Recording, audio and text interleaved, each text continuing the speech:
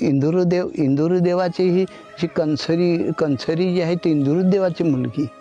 इंदुरुदेवाची मुलगी. त्याच्या घोड्याला रथ म्हणजे त्याच्या रथाला पोपटाने नाही म्हणून ही जी कंसरी आहे ना ही कुणब्याच्या घरी आली. एक झाली जाता, एक झाली उखळ, एक झाली मुसळ, एक झाली बाहरी. म्हणून ह्या कुणब्याचा दैव ह्या इंदुरुदेवाच पासून आहे. म्हणजे इंदुरुदेवाची मुलगी. मिरिकदेव पिता. मिरिकदेवाने भोग दिला धन्वंतरीला, तेव्हा कंसरी उपदरा झाली.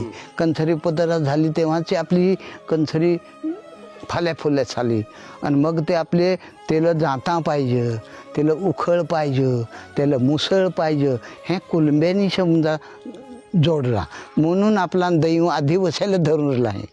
दैव जे आहे ना भले आपला हाल असतील पण दैव आपल्याशिवाय निगा कोणी करत नाही. आता आपला हाल का केलं तर आपलं माणसानीच हाल केलं. त्यांनी आळसपणा केली, त्यांनी काम नाही केला, त्यांनी लक्ष शेतीवर दिली नाही तर गरिबी होईल ना.